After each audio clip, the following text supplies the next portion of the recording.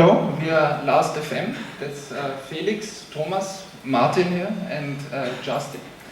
In the introduction it was already said that we are from Ravensbourne College in the south of London.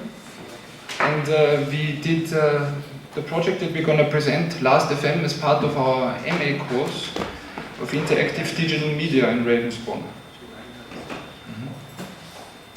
I would like to also thank the Europrix people for having us here and buying us schnitzels and stuff yesterday. Thanks a lot for the good food. That was very nice.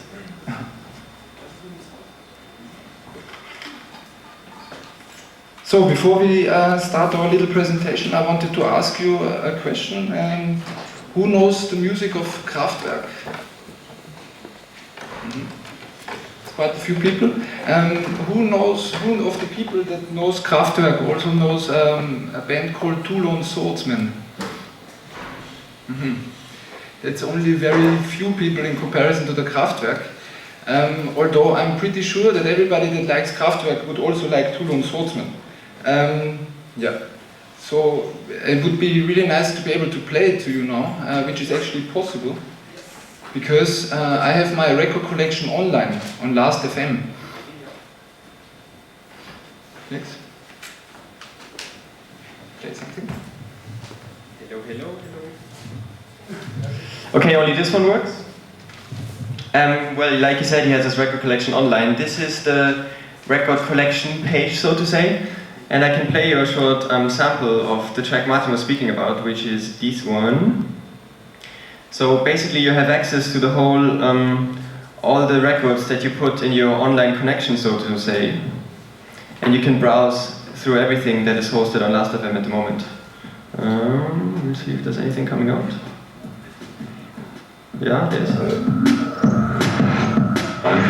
So, like we said, if you like Kraftwerk, you might be really into this stuff.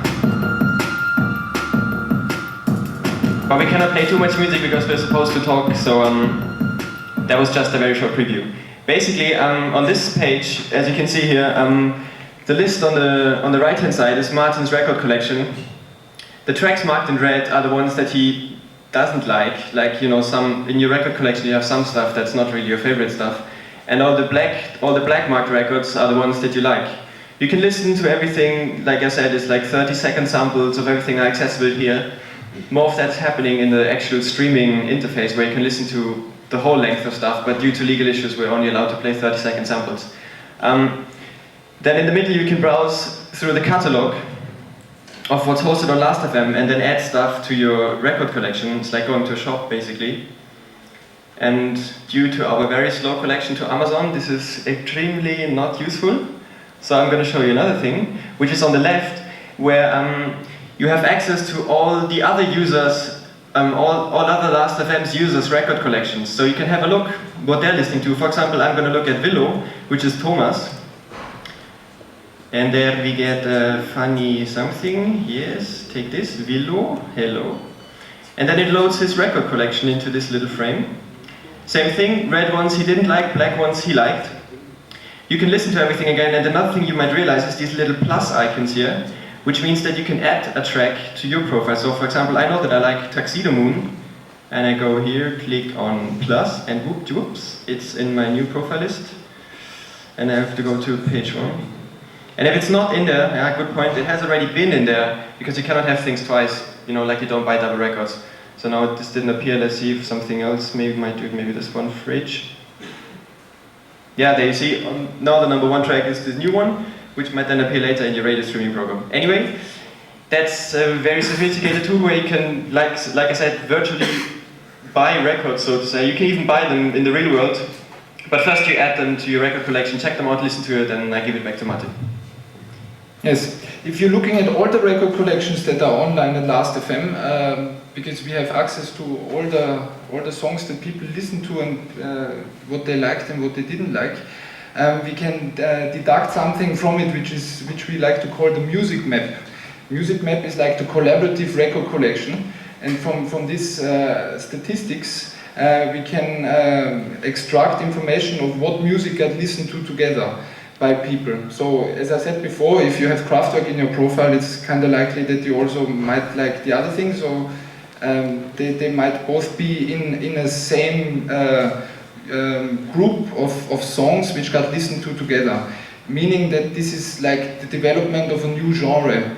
A genre that is determined by people listening to music much more than anybody else saying like this is hip hop or this is techno and putting it into nice categories.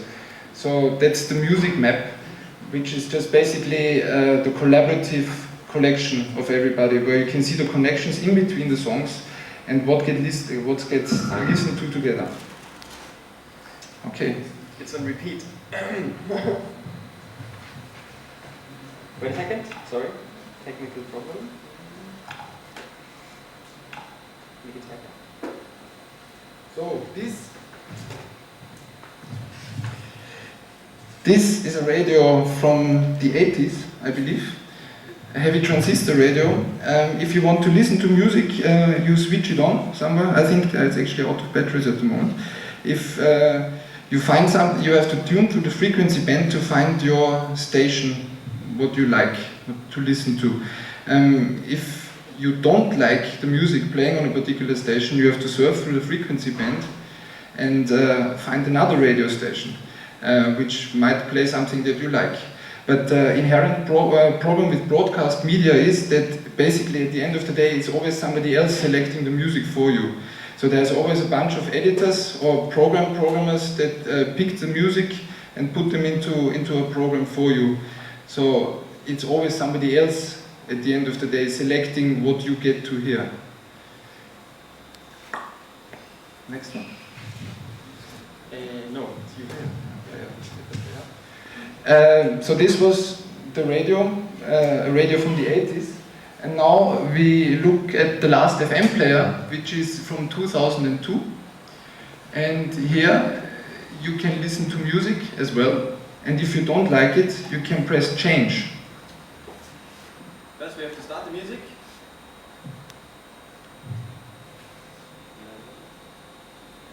The music comes. Yeah. So everything that is that you're listening to as part of your radio stream here, if you're listening to the whole track, it gets automatically added to your record collection.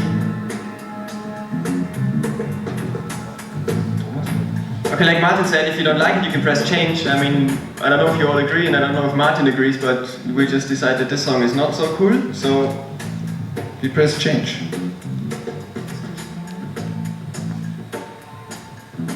And when you press change, that's where the innovative part of Last.fm kicks in. It's, as Martin announced before, it's a collaborative record collection. Yeah? And by looking at each record collection and cross-referencing, some taste patterns occur, and you can kind of locate certain genres, which are not the usual genres as hip-hop and jazz, as you mentioned before. It's like only statistically based who liked what. And after pressing change, well, change itself has a couple of options. On the far left side, you might not be able to read it because it's like white on yellow from the back seats, whatever. On the far left side, it says similar. And if you press on the similar button, music which is similar to what you hear now gets played. On the far right hand, we have different and stuff which is different to what you hear now, or to be a bit more precise, stuff that is listened by people who have different profiles than you have is getting played. And this technique we use is called collaborative filtering. You might have seen collaborative filtering before in Amazon, where if you buy something, or if you kind of look at something, there might be a line saying, you know, people who bought this also bought that, and you know. What we did is incorporating collaborative filtering into an online system, which acts on its own behalf, and you don't have to click around. You just say this, and the subsystem itself tries to find something you might like, and this recommendation is put to you. So by putting change, you do also vote. Yeah? This is why we actually can find out why tracks are black as in liked or red as in not liked. Because if you press the left hand similar, you like it, and all the others are just degrees of not liking it that much. Yeah? And Here, I have to explain it as well, you might not be able to read it. On the top we have our kind of visualization of how much you're happy with your profile. Below you see a list, these are the black lines of neighbors. It's part of the Last.fm community. Due to space restrictions we only display 5 lines, yeah? But it's like the people with the most similar taste to you expressed in a percentage with it's a bit harder mathematically approach, but you know. So on here is Martin 26%, similar in his collection, statistics and so on. And below we have people online now, because we have our own streaming system, so we can actually determine who's online and who's not, and we display who's listening, what is he listening to at the moment. And the next feature is coming. If you click on one of those people, you can actually listen to their profile, not to your own, which makes the Last.fm player something like a navigation tool for music in a certain degree. So you can hop around profiles and, you know, the music map, surf up and down, left and right, and yeah. Thanks a lot.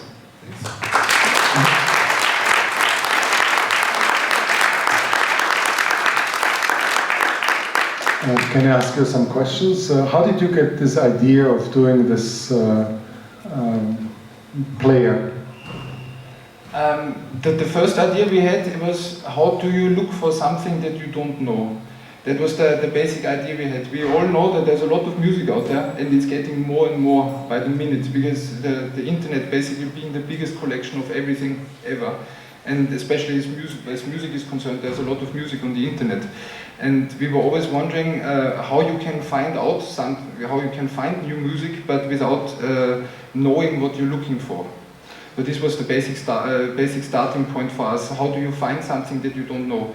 And then we figured out that it's the social aspect of music. The best music you always find when you go to your friend's house and he plays your record. And we're taking this concept into an online environment here. So Last.fm is your friend's collection? Yeah, it's collaborative. Yeah. If anybody in the room here wants to use this, what do they have to do? How do they sign up? How do you become part of it? What do you have to do? There's a login process, because everybody's record collection is obviously personalized. So everybody is invited to start this? Mm-hmm. Who is financing the hosting of Last.fm? Our college at the moment. Okay, and for how much longer? Well, as long as it's a good project. Okay, tell us a little bit about the college. Regensburg College is it's situated where, and what kind of degree program do they have? It's in the southeast of London, in Kent. Not really, yeah, Kent, beginning of Kent. And what kind of degree programs? I think they have a lot of departures departments like textile, 3D, multimedia. And to be honest, I don't really know so much about the other courses too much. And your accent is not a typical London accent. Where are you from? I thought it is, but well, I'm from Vienna actually, and I moved to London 2.5 years ago to do this MA course, and it's called MA in Interactive Digital Media. And what made you move to London from Vienna when there's so much good offering here in Vienna? My girlfriend, actually. I think it's accepted. From where are you? I'm actually from Munich, but I moved to London as well 4 years ago to study, actually on another course, so I'm not really, yeah, I don't even have an MA. And how about yourself? I'm from Upper Austria, but I moved to London 8 years ago, so I'm the longest one standing. Yeah. Okay, and what made you move to London? It was also a specific course that I started doing at that time, which was a digital music course. And what are your plans after you're finished now with school and got all your MAs? We want to try pushing this project very much. We've been talking to record labels to supply us with content. We're also looking for sponsorship as far as some bandwidth is concerned, to take it outside the college and to be able to make it accessible for many, many people. At the moment we can only have like a certain number of people online at the same time because of bandwidth limitations. But it's a number which is high enough that we're going with at the moment, which is quite good. So you pin your professional hopes on commercializing this product? Yes.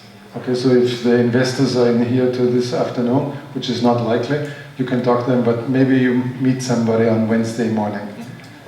Just to come back to your statistics of before, like even this kind of collaborative filtering and multimedia and broadband streams, we were quite aware that this is from the computing point of view, it's quite tricky, and on the delivery of the media as well. So we know that the bandwidth, BP was British Telecom, BT was axing broadband prices early this year by 50%, and and we know that it's all going down, and we are just a bit too, not really too early, but it's not as easy to host Last FM with thousands of users online because it's just getting really expensive. So.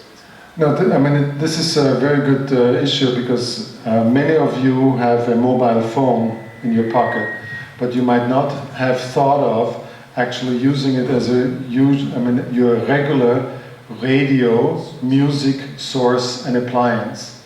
Now with bandwidth going, in terms of costs going down, even wireless bandwidth, this will become something which is a general habit, and I hope that you are not too far ahead of the market so that you will make a good business. Thank you all, and let's give them a hand again.